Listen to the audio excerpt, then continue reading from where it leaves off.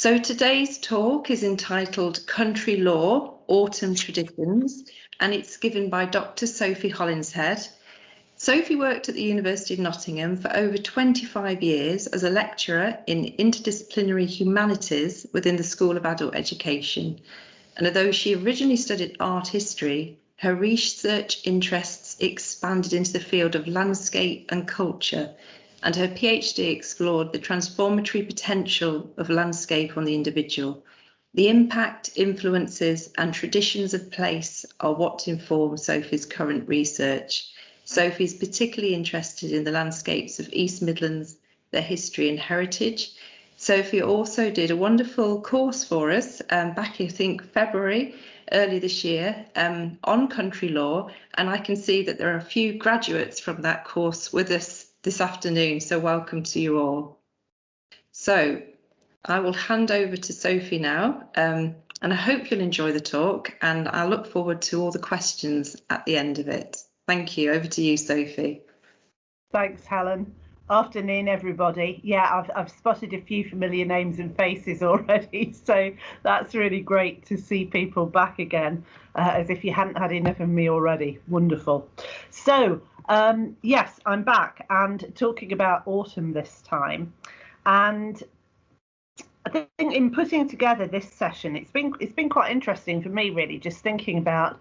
I mean, the thing that hit me first was really what exactly is autumn and when exactly is autumn, because I started looking at, meteorological autumn, and then you can look at the fact that, many years ago we only had two seasons, summer and winter. So we're in one of those kind of in-between areas with autumn, where a little bit like spring, it's the merge of summer and winter together. So I think that in itself makes it all quite interesting.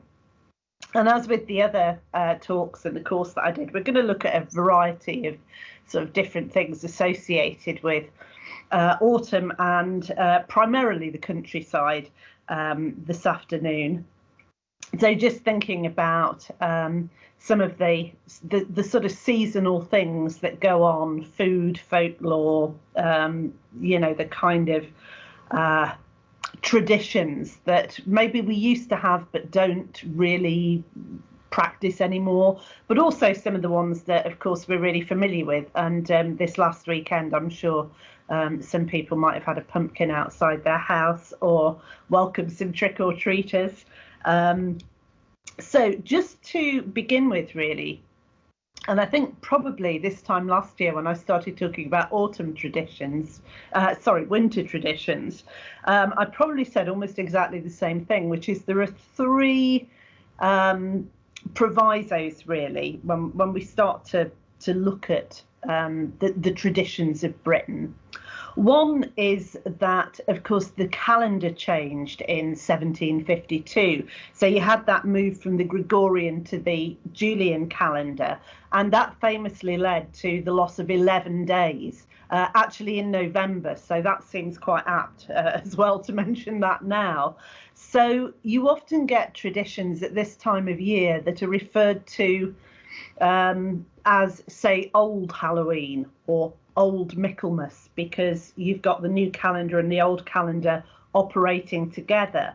The other thing, of course, that's important is the Reformation, because that got rid really of most old British traditions. And so the ones that we have now really are a revival of those. Some of them are even revivals of revivals, if you like. And then, of course, there's the change of location for a lot of people, where the countryside traditions move as people move into the cities, and things then change and traditional activities maybe start to fall away a little bit. So I think this is one certainly that I don't remember ever having come across as practiced anywhere that I've lived. The Devil's Nutting Day, wonderful title for a day, I think. And this can either be on Holyrood Day, September the 14th, or September the 21st, St Matthew's Eve. And again, I think this is with that change in the calendar, that certain places seem to practice it on one day and certain places on another. And these are really those traditional holidays that allow people to have a sort of little mini festival or some time off, or, you know, something to look forward to within periods of time that perhaps are quite hard work. I mean, September, we're heading towards harvest. You know, it's a busy time in the countryside. So perhaps to have a day off and, you know, go and explore the woods and collect nuts, which is basically what the nutting day is all about. But there's also the idea of the devil's nutting day, which is that's the day that you avoid going into the woods. Don't go into the woods today. You're in for a big surprise because the devil is going to be there collecting his nuts that day. So you stay out of the woods. And I couldn't resist a quote there from John Clare, because he's my favourite poet, who says that on Holyrood Day in 1825, it was still faithfully believed by both young and old that the devil went a nutting on that day. I like the fact that he said they once thought it a tale till they ventured into the woods on that day, when they smelt such a strong smell of brimstone as nearly stifled them before they could escape out again. So a warning to you all, avoid the woods on the devil's nutting day. Which brings us probably to the key kind of traditional festival of September, Michaelmas, also known as Goose Feast, and Michaelmas in some areas. Certainly, I think the area that that some of us are based in today, the sort of East Midlands area and Lincolnshire, where I come from originally, Michaelmas is the name that it was given. And of course, this is the part of the church calendar. It's the feast of St. Michael, Gabriel and Raphael, or Michael and all angels, as we call it. And it's one of those quarter days where things might go on like you would hire and fire servants, or servants would move to new jobs on that day. Rents might be paid, courts might be held. And I think those of you that came to the course in February will remember quarter days as being very often very significant in terms of life in the countryside. It's also round about this time of year that the harvest is going to have been gathered in. So you've got harvest festivals, harvest home, harvest suppers being held. And also it's a time for traditional fairs. Michaelmas fairs are a very big part of life in this country. And the really big fairs were held at this time of year. So if you know about Hull Fair or Nottingham's Goosebear, they originate as Michaelmas fairs, and they're the big ones, if you like, in the fairground calendar. I put a little picture there of Michaelmas daisies too, partly because they're lovely, and partly because they represented to people a flower that blooms at this time of the year. It was a little bit of sort of light and hope and colour as the nights start to draw in and darken, and the sun starts to depart, and, you know, winter starts to draw closer. So I think that's why Michaelmas daisies become such a popular flower at that particular time of year.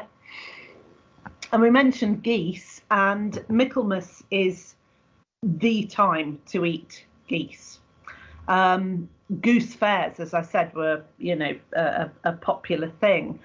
And driving, you know, huge quantities of geese across the country to the cities so that people could buy their Michaelmas goose was something which would once have been, you know, quite a common sight.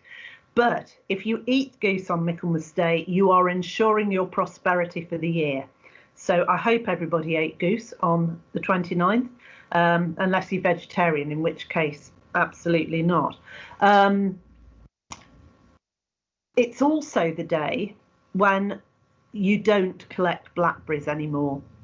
The devil is supposed to spit, or as I've put on the slide, or worse, on them on that particular day. The story goes that when St. Michael expelled the devil from heaven, the devil fell into a blackberry patch and didn't like it very much. And so he trampled on the blackberries and spat on them, and other things too, according to which part of the country you come from. So, you know, maybe you get your blackberries together just before Michaelmas, and the tradition, of course, would be to make a Michaelmas pie, a blackberry pie, perhaps to go after your goose. So the geese also are referred to as stubble or ruckety geese, which is a fantastic word, I think, a ruckety goose for your Michaelmas fare. And I just thought it's not country law exactly, Nottingham Goosebear, but being as I'm based in Nottingham and I have a certain affection for the place, it seemed worth just showing you a couple of images of the traditional foods of Goosebear, and also Goosey, who is something of a Nottingham institution. So the Goose Fairs, wherever they were held across the country, really go back to charters which were granted probably in the 1300s. As you can see there, Nottingham Goosebear had its charter granted in 1284. And these fairs, these traditional fairs, have persisted in spite of everything. Goose Fair was cancelled during the plague. It was cancelled for World War I, World War II, and then for the last 2 years for COVID. But apart from that, it has endured. And you can see there, 20,000 geese sold for Michaelmas. That's a lot of goose that's being consumed. Although Goose Fair doesn't begin on Michaelmas Day always, it's always the first Thursday of October, and presumably over the years that sort of got changed to make it a convenient time for the city to sort of set its dates by. And it's opened every single time in the traditional way. There's a bell, which is just a small handbell, which is rung. The mayor reads the city's charter, and then, you know, the revelments commence. The traditional food that we've got there, I've included candy floss because I think that's become a traditional food of fairgrounds, perhaps in more recent times. But real Nottingham specialities, brandy snaps, Grantham gingerbread biscuits, Grantham just down the road in Lincolnshire. They're a very hard, crispy kind of gingerbread, very delicious. And best of all, of course, mushy peas with mint sauce, which I don't know if any of the country actually do mushy peas with mint sauce, but it's a real thing here, and it is very much a traditional food across Nottinghamshire. The other strange looking thing in that picture, as well as a small glass of some sort of ale which has appeared in it, is a sugar confection called a cock on a stick. It is a cockerel shape, a lollipop, and that they are absolutely traditional to Goose Fair. There's one family that have been making them for generations, going back hundreds of years, and they still come along and sell them every year, and people still buy them.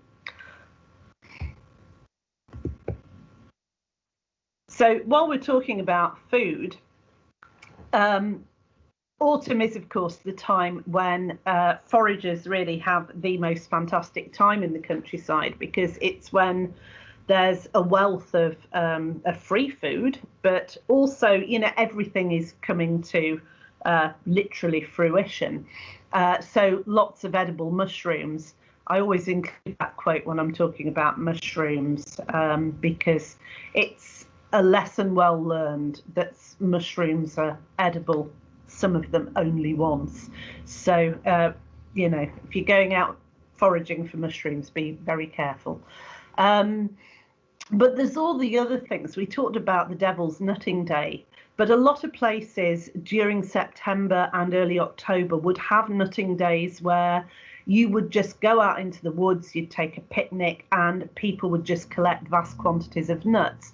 Obviously, they're a good protein source. So you know, back in the past where perhaps protein was in less ready supply, they're actually a valuable dietary component. Obviously, you've also got all the things like hips, haws, rowan berries, brambles, all the things I've listed on the slide there. And I think a lot of making things from, you know, hips and haws and rowan berries seems to have died out perhaps a little bit over more recent years. I know you can still buy jars of rowan jelly from specialist shops, which is very nice indeed. But rosehip syrup seems to be a thing that's died out. I can remember having rosehip syrup at school when it was back in the 1970s, but whether people still make it or whether it's commercially made, I would be interested to know if anybody does make their own rosehip syrup, because I was going to have a go this year and didn't get around to picking my rose hips. What I did get were hawthorn berries, so I have been experimenting with them this year. Brambles, we talked about with the devil trampling on them, and so just think a little bit about blackberries, because there's an awful lot of curative properties which seem to go with brambles and blackberries. You can cure whooping cough. I think that's with the leaves actually, rather than the berries. I think it's more of a tincture where you soak the leaves. Also as a treatment for warts and boils. 9 blackberry leaves steeped in the water of a holy well will cure burns. I haven't tried that, but it seems that seems a very kind of old idea, really. Somewhere 9 has got to have some particular property, I think, and the fact that holy water is added to that makes it seem a rather magical kind of cure. Blackberry leaf tea, which is something people do still use to cure stomach problems, and again whooping cough seems to be a particularly popular one. Just nip back to that slide for a moment, because the other kinds of things that you know, you might use at this time of year, things like samphire, which comes from the salt marshes, which is a very popular thing, and again, where I come from in Lincolnshire, we eat lots of that. Pickle it too, which is lovely. Sweet chestnuts, which you know, like the Spanish chestnuts as well, which you can roast and make good eating. So it's a time of year where you can make the most of nature's bounty, really. And I suppose the most obvious fruit really for the season is the apple. Apples have all sorts of, or apple trees, I should say, have all sorts of magical qualities associated with them. And we talked about some of these earlier in the year, I think, but I thought it was worth just thinking about this again. If you plant an apple tree by your house, you won't get struck by lightning. That tradition goes across to a number of trees, and I suspect it's more if you plant a tree by your house, it might not get struck by lightning. But also the tradition that when you've picked your apples, you should always leave some on the tree for the fairies. Whether the fairies come and take those apples or whether the birds get them, I wouldn't like to say, but that's the traditional idea, that you always leave some of nature's bounty for nature itself, whether it's nature spirits or the animals or, you know, whatever. If your apples have thick skin, there's going to be a hard winter. Let me tell you, the apples I harvested this year have had thick skins, so we'll see. We'll be able to test that one out. But apple orchards always have protective spirits to them. There are several, Apple Tree Man and Lazy Lawrence being my 2 favourite names of these spirits. So this links to something that we talked about last year when I talked about winter traditions, where you go and wassail the apple trees, and, you know, again, you give something back to them. You pour cider at their roots, or you put toast in their branches, because you're asking nature to continue to give you its bounty. I'm going to come back to divination with apple peel, because that will fit into something else that we're talking about in a moment or two. But I thought I would just mention Apple Day, which is, you know, a new calendar custom, but one which is achieving quite a popularity. A lot of places have Apples Days now. The photograph that I've got on that slide is from an Apple Day exhibition of old types of eating apple, some of the more unusual and rare kinds of apple. Just to, and again, you know, there's a revival in interest in these things. People are getting much more interested in finding an interestingly flavoured apple, or one that looks beautiful, rather than the, you know, little plastic packed things in the supermarkets. So I think that's probably an extremely good thing that Apple Day has been promoted. And again, as someone who lives in an area which was associated with ancient orchards once upon a time, that's something which, you know, I'm interested in and hope continues to prove popular. But hawthorn berries. Now this year, a lot of people have commented that the hawthorn berries seem particularly bright and red, and there were an awful lot of them. And I don't know if it was an unusual year, or maybe they berried early and we noticed them more. But hawthorn berries have a huge amount of sort of folklore around them, but have also been used for many uses in terms of food and, you know, the sort of medicinal properties. The image on the slide is one of the Leaves of Southwell carvings, because I thought, being as this is for the Minster, we really ought to include some image of the chapter house, because that's where this all started, really. So we've got one of their beautiful carvings of hawthorn leaves and berries there. And hawthorn was always seen as a magical and protective plant. You think about legends like the Glastonbury thorn, you know, which is supposed to blossom at Christmas. It has a multitude of kind of magical associations, and also would often be hung in houses or around the cow byre, perhaps, or the pigsty, to ward off witches. Rowan has the same property. A lot of these buried plants and trees are deemed to be a charm against witchcraft.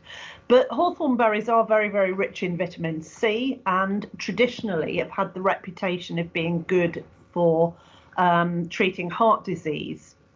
So there's a number of things you can make with the hawthorns. I've put syrup, brandy and jam there. I know during the war, children were sent out to pick the hawthorn berries, you know, because you can add them to a hedgerow jam, or you can just make jam with them. And the vitamin C content, of course, was deemed incredibly valuable. I had a bash at making hawthorn syrup this year, which tasted absolutely wonderful, but went mouldy after 3 days. So I think possibly I hadn't sterilised my bottles properly. I can't tell you what hawthorn brandy is like yet, but give it 3 months and I'll have tested it, because it's brewing away downstairs at the moment. So I thought I'd have a go at doing some of these seasonal things instead of just talking about them, but I get active with them. But yeah, the hawthorn has got a very almost citrusy kind of taste. It's almost like an orangey kind of taste. Very, very pleasant indeed. And of course you can eat the leaves of the hawthorn too, but that takes us into springtime. Oh, there you go. There's my hawthorn berries before they got plunged into the brandy. Yeah, and a couple of recipes I found in a an old book, which was one of those cookery books where they gather together recipes that people have given them over the years. Hawthorns sauce there. I haven't tried that. I ought to have given that a go, really. And rowan jelly, which I think is something that people still make.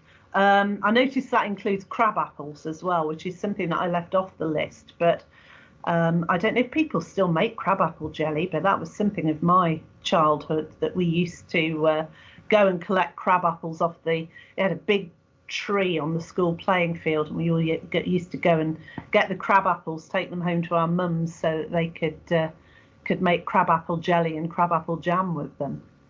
Very nice too.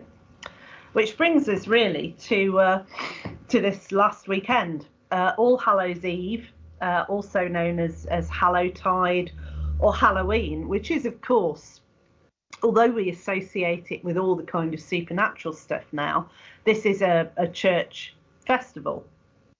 And it was really after the Reformation that you started to get this association of Day of the Dead type festivals being tied into Halloween.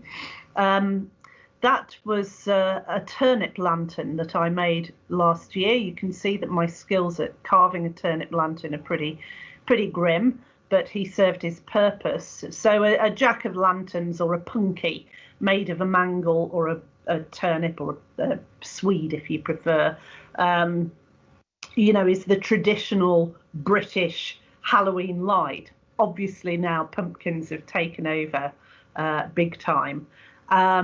And although they are to some extent an import from the United States, I think it's worth thinking that we exported all our Halloween traditions out to America with the Pilgrim Fathers and the other settlers, and they come back to haunt us a little bit. Apple bobbing is something, I don't know if people still do this on Halloween. I can remember doing it again when I was a child, but we always had buckets of water that you tied your hands behind your back and bobbed for apples in the water. There was a rather more barbaric version of apple bobbing, where you would tie an apple on a string and onto a beam or something so that it was swing it round, and then somebody would have to try and take a bite out of it as it swung round, which I suggest is probably quite a dangerous thing, and nobody tries it. Obviously, ghost stories, witches, we've come again to associate these things with Halloween because it also falls on the ancient festival of Samhain. So you do have some interlocking of kind of pagan and Christian practices there, but it seems to have all come together into one big festival, which personally, I quite like Halloween, so I'm not going to complain about that. Bonfires, I will talk about a little bit in a moment or two, but some of the, I suppose, more interesting and lost traditions of Halloween are the practices of divination. It was always a time where it was thought you would be able to work out who you were going to marry or who was going to die in the following year. So if you put a sprig of rosemary or a crooked sixpence under your pillow, you will inevitably dream of your future spouse. Dumb cakes would sometimes be baked. I seem to have talked about dumb cakes on every single thing like this I've done, I think. This is the thing where you bake a cake. There's usually 3 women who bake a cake, and they don't speak to each other. It's all done in silence, and then the cake is broken up between them. And usually they take it off and put it under their pillows. Sometimes they eat it. And again, as a divinatory kind of practice, you're going to have dreams about who you're going to marry if you make a dumb cake. Burning the nuts and Nutcracker Night, again, is one I've never come across still being practiced, but maybe people do, where you take nuts which you've perhaps gathered on nutting day, and you line them up on the fire representing as many people as you want to represent. And if, say, you want to, you're hoping that somebody is going to become your wife or husband, you put the nuts by the fire, and if they roast away nicely together and nothing happens, that's great. And if one of them explodes, it's not going to be good. So that's quite a nice one, I think. And also fits in really with just that fact that people would be roasting nuts by their fireside at this time of the year. And peeling an apple, trying to peel an apple so that you get the peel all in one piece, and then sort of twirling it round your head 3 times and throwing it over your shoulder. And if it doesn't break, it will fall into the initials of your sweetheart. That's lovely. Again, I'm not sure if it works or not. I remember trying that as a young woman, and it just broke every time. Halloween tends to be one night now where all these things happen around Halloween, but in the past they would have been spread out really over the 3 days of All Hallows Eve, All Hallows Day or All Saints Day, and All Souls Day the following day. And of course, in the church calendar, All Saints Day is the day where you pray for the faithful dead in paradise, and All Souls Day when you pray for those lingering in purgatory and, try to help their souls achieve paradise. And they were as much linked to this idea that the veil between worlds is thin at that time of year as Halloween was. So you had all sorts of superstitions which prevailed at this time of year. Putting salt in keyholes to prevent witches getting in, and leaving food outside to appease witches or other other creatures that might not wish you well, or putting cockerel feathers on your stable door to ward off witches, osiers on the thresholds. Also, the tradition of putting rowan crosses in the cow byres went on at this time of year to try and keep you and your livestock safe. So on All Souls Day, you might also want to eat soul cakes, which are a little, you can see there, small spiced fruit cake in some parts of the country. In northern counties, they tend to be more like a gingerbread or parkin. And to go souling or cattening, you would go to door and sing a song, ask for apples or beer or a soul cake or whatever anybody could give you. And that tradition is one that seems to have died out pretty much, apart from again some of the northern counties. Those are the Cheshire soul cakers who go round singing the song that we've seen there, that we've got on the slide. They have a sort of mumming troupe that go round with them, and it's very like the usual sorts of mummers plays that you get at particular times of year, where you'll have Beelzebub and a doctor and a dame, and they have this rather lovely horse called Old Hob who goes round with them as well. And it's a story about how somebody dies and then is brought back to life again. It's very much the kind of story which goes with these sorts of festivals. You get the same sorts of things happening with St George's Day and with Christmas and Plough Monday. Now, I don't know if this is going to work, but I'm going to try, because I found this and I've got, let's see if it works.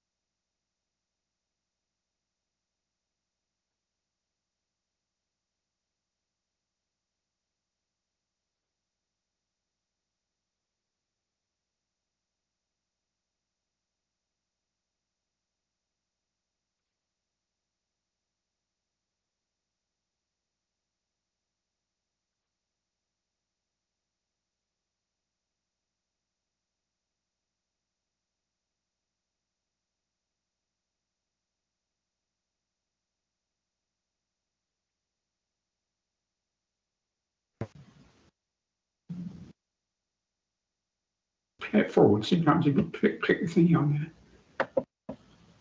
Not there, over there. You've muted it again. Unmute that.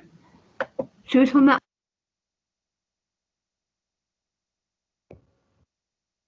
Whoops, there we go. So that's the Watersons singing there back in the 1960s, but it seemed like a pretty good rendition of that particular song, and it just gives you a little bit of a sense of how things might have sounded when people went door to door, you know, kind of well, begging, if you like, for soul cakes. It's like a lot of these British traditions that we've seen before, where there's a lot of going door to door, knocking and asking for something, but that you maybe give a song or a trick. It's a little bit like trick or treat, isn't it? It's the same sort of idea. So you can see where that, when people say that trick and treating is an American tradition, that actually we had our own version of it at a much earlier date. So again, I think these things are perhaps being revived and coming back to us. One thing that always quite interests me is Mischief Night, and I've just realised I've missed the S out of that on the slide, which is really annoying. So that should say Mischief Night and not Mischief Night, but maybe I've invented a new tradition, so that's all good. The date for this varies, and most often it's the night before Halloween or the night before Guy Fawkes Night. But in some parts of the country, it seems to be an entirely different night of the year at all. It can be somewhere around Christmas. So Mischief Night or Punky Night or Fright Night, as it's called, is, again, this is where that whole trick or treat idea comes from, really, because this is the trick side of it. You might go round and sing for a soul cake or an apple or whatever, and you get your treat. But on another night, you go round and you play tricks, and there's no getting out of it from somebody saying trick or treat. You get the trick. Again, I must admit, I didn't realise this still went on, but apparently it is very big in Liverpool and Sheffield and some of the northern towns these days. So I'm going to see if I can find out a little bit more about that. But it's certainly not one that I came across in the Midlands particularly. So if anybody out there gets up to tricks on Mischief Night, do tell me. So this brings us on really to Guy Fawkes Night and bonfires, and yeah, gathering firewood. Penny for the Guy. I can remember doing this. There's me and two of my childhood friends with a guy there. We're the ones in colour, by the way, not the black and white ones, who are much older. But that tradition, again, seems to pretty much have died out. I certainly haven't seen children going around with a guy in a wheelbarrow, which is what we used to do, trying to, you know, get pennies to save up to buy fireworks. Parkin and cinder toffee, however, are still very much part of our autumn traditions, I think. And I'm sure everybody knows that little rhyme that I've put there. But one of the things I think that is quite interesting about Bonfire Night, which one might say is actually not a particularly great tradition in that it celebrates, you know, became a celebration really of anti-Catholicism. The bonfires that we have on Bonfire Night seem to have moved from Halloween to Bonfire Night. This is obviously something which happened again after the Reformation, I think, but traditionally those bonfires would have happened around Samhain, around All Hallows Eve or Hallowtide, because sometimes October the 31st was referred to as November Eve, and the idea that it was that cut-off point between summer and winter, so you would light fires to, you know, remind you that the sun would come back again. Sometimes people used to drive cattle between two fires to purify them for the winter ahead, to stop again, you know, sort of anything bad happening to them. And by November Eve, all your cattle should be on their winter pasture. By this time, all the animals should have been brought down from any sort of high areas. So again, bonfires seem to have extended really all the way from Halloween through to the 5th of November at an earlier time. One of the things I found quite interesting about All Souls Day was the fact that lighting fires was seen as a way of helping, you know, those souls to achieve paradise. And you might know places that have fields called purgatory fields. If you have a local purgatory field, that's because at some point in the past, somebody will have gathered the local Catholic community together to pray for the souls in purgatory on that field round about this time of year, while holding up a burning bale in their hand or lighting a small bonfire, and you pray for the length of time that the fire burns. Oh, there we go. Yeah. Now, shooting. November the 5th is also a day when all the normal ideas about who can shoot where go out the window. So it's Poacher's Paradise Day. You can go out on November the 5th according to absolutely common law. This has nothing to do with any set legislation, and shoot rabbits, whatever you want to shoot.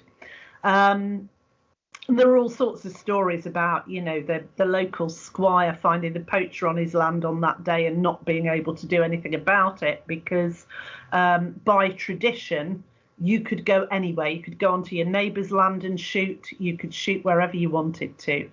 So it's a good day for making a rabbit pie. And also shooting the guy, which is not anything like it sounds, but a tradition whereby you would ring the church bells for the length of time that people would go door to door and do penny for the guy. So again, an interesting and slightly different one. Now, I mentioned that change in the calendar earlier. This is where it comes into play, really, where you get Martinmas or Martelmas, St. Martin's Day, but it's also Old Halloween.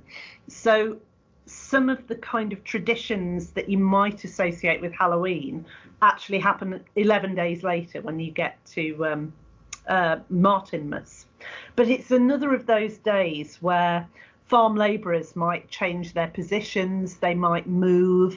It's the day when you should have slaughtered your cattle for winter. So Martelmas beef was the thing to eat, the last taste of unsalted meat before winter kicks in and everything is, you know, food that's been preserved. And for that reason, because of the slaughtering of not just cattle, but, you know, pigs as well, November is often referred to as Blood Month. I think the Venerable Bede calls it Blood Month. So you can see why. And a St. Martin's Summer, it's one of those weather predictors that you often get with Saints' Days, that if you have a nice spell of weather, and it warms up around about November the 11th, it's called a St. Martin's Summer. A little bit like we say an Indian summer, but originally a St. Martin's Summer. So again, we're heading up to November the 11th, aren't we? So we'll see.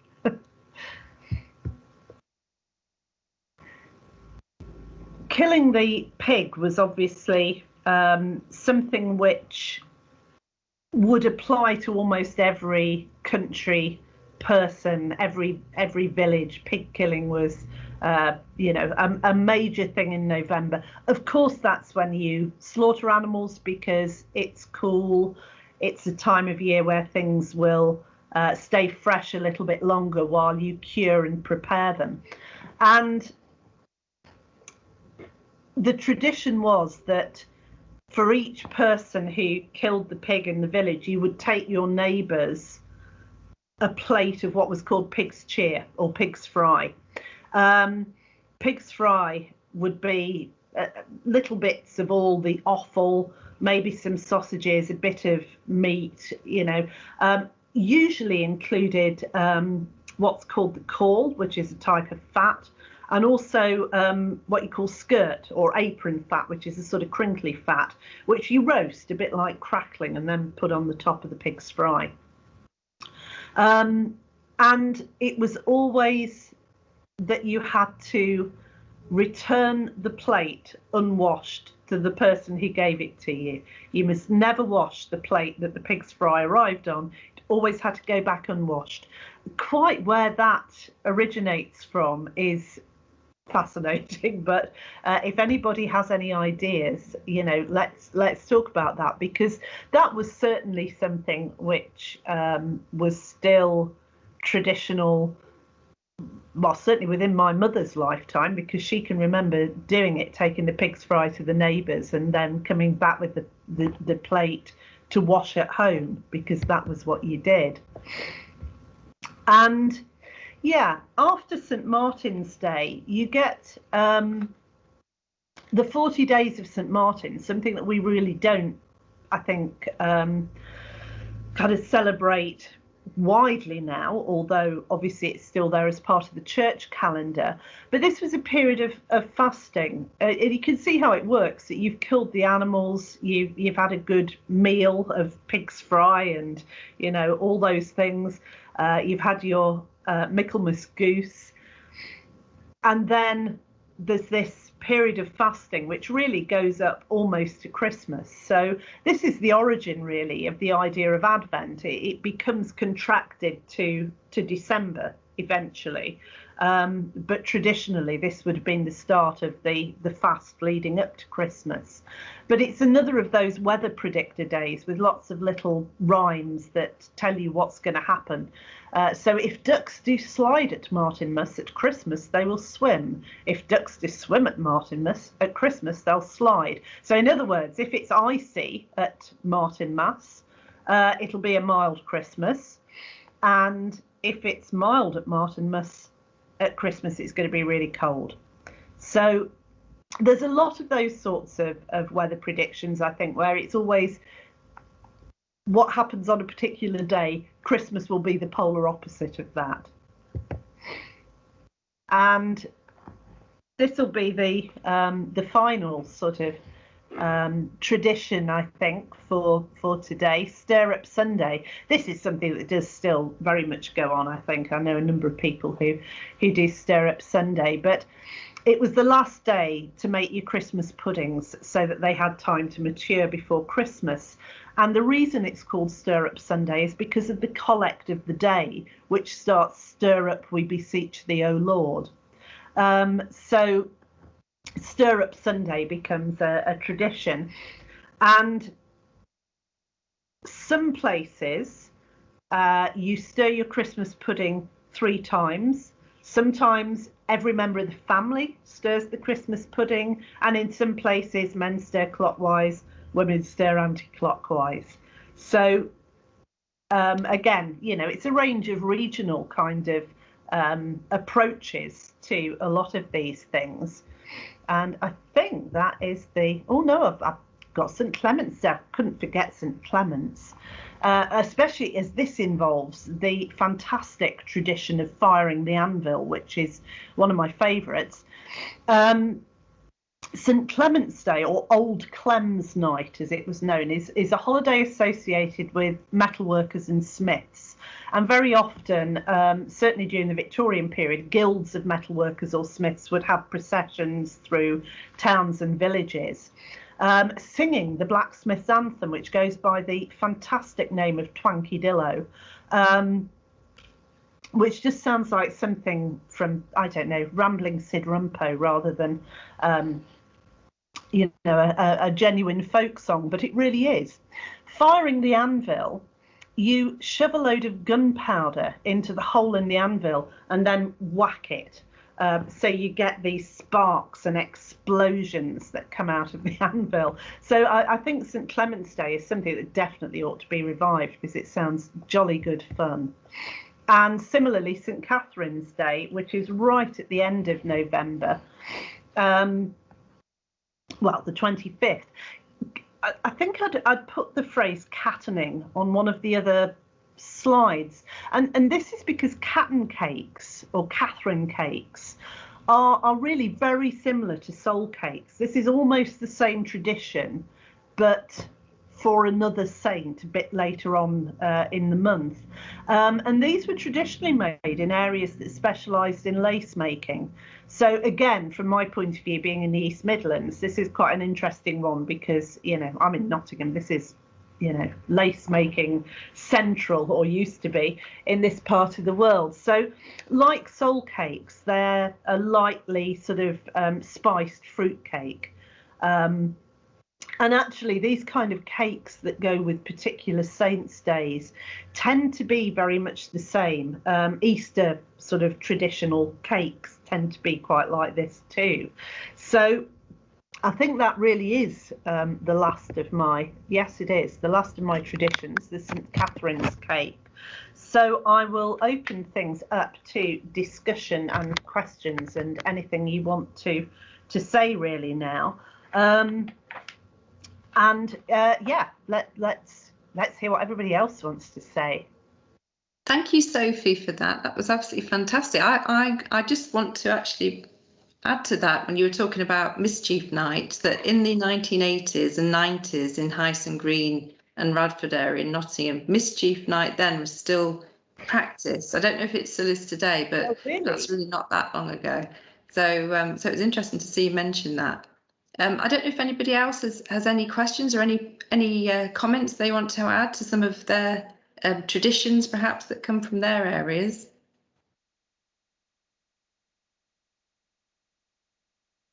Look to see if there's been any comments in the chat. I know that I made the comment that when you showed us the date of the Goose Fair Charter, that's very near when the chapter house, you know, the work started on the chapter house. So that's excellent. Yeah. Leaves of Southwell. Julia, where's Yes. Julia? Yes, I'm here. Hello, Julia.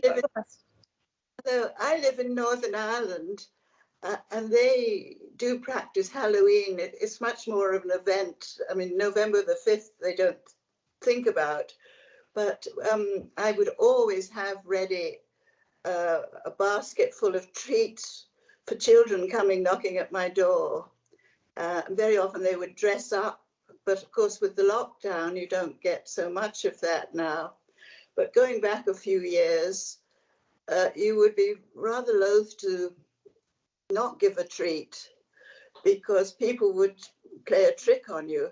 Maybe they would, if your car was outside, they would let the air out of your tires, or maybe remove your gates if you had gates on your house.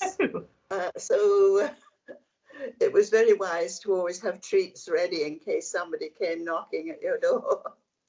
That sounds like extreme trick or treating. Yeah. That does. Somebody else had a question. Sue, did you want to ask or make a comment?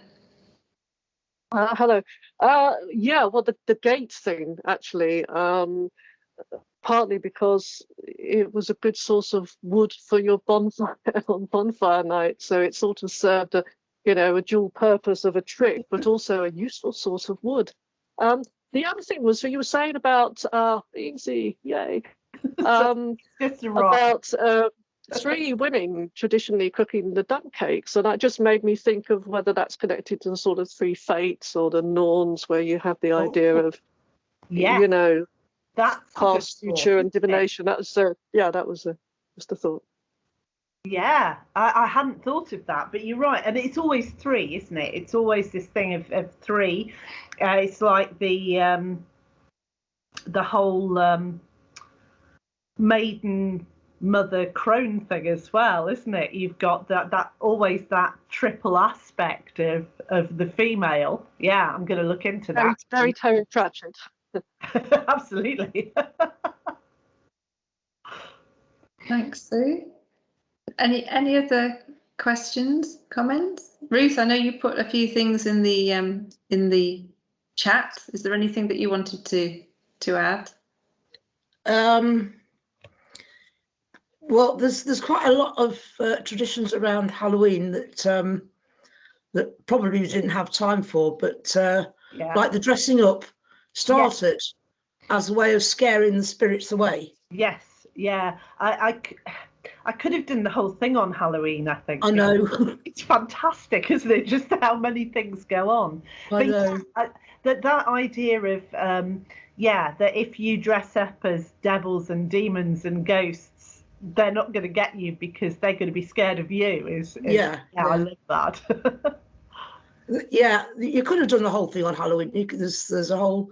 I belong to.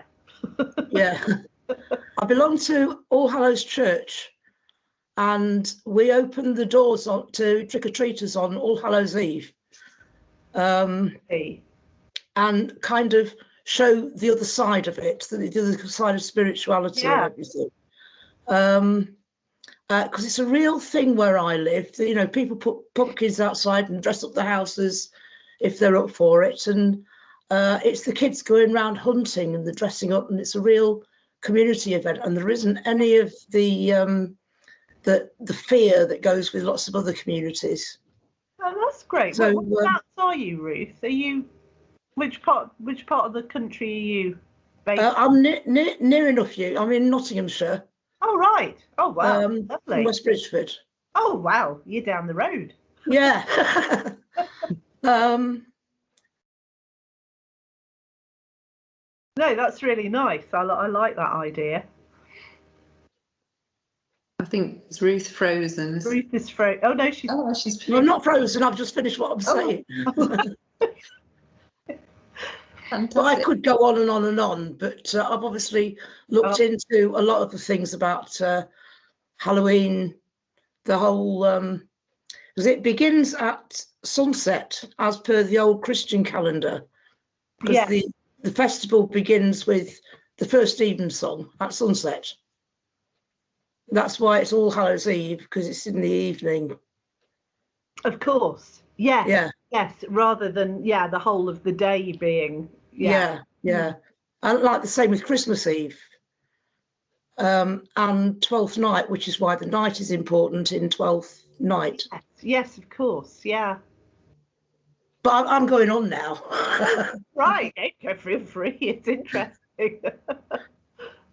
Let's have a look. There's a Jeanette. Jeanette's hands up. Where's Jeanette? Are you there? Oh, a hands up. But... Definitely got a hand up. I can't see Jeanette. No. No, nothing happening. One thing I'll add is we mentioned Martinmas, Sophie. There's somewhere called Dunchurch, not far from Coventry, which has a very strange ceremony on Martinmas, which is the 11th of November. So I would think about Armistice Day. Yeah. But, just before break of dawn, the people of Dunchurch go to what is actually an ancient sort of stone, which would have been part of a burial mound, something like that. And they all put a piece of silver, which is probably like now a 20p piece, into a little crevice in the stone, which is called the Roth silver. And when I was researching my PhD, I discovered all these letters about the Roth silver going back to sort of the early 1700s. But they still do that today. I think there may have been a bit of a revival in the Victorian period, but and after they've gone up to this hill, put the little bit of silver in the stone, they then go back to the pub and have a hearty breakfast and lots of ale. Great. So I don't know if that survives in any other places in the country. No, I know there's one where a particular boulder is somewhere in Devon. They turn a particular boulder over, which seems like it might be something similar. They're all like marking the passage of time things, aren't they? That you have this side of the boulder up and then you turn it over, and each year it just gets rotated round.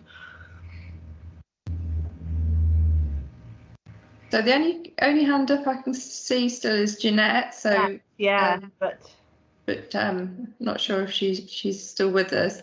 But I think if we haven't got any more comments or questions, then we will bring today's talk to an end. But thank you, Sophie. That was so, very great pleasure. So interesting, and you know, and what I'd like to just sort of remind you before we all go that one of the things that's really important to us today is that you know, we complete, if you can, complete evaluation, and Aoife will be emailing that evaluation form to you. We do read each evaluation form we receive really carefully because it helps us inform future sessions, and we know that when we had the evaluation for your talk, you know, late last year, lots of people said they'd like to hear more. So here we are a year later. So if you could fill that in, that would be great. And it shouldn't take more than 5 minutes. Now, our next online talk is on Tuesday, the 16th of November.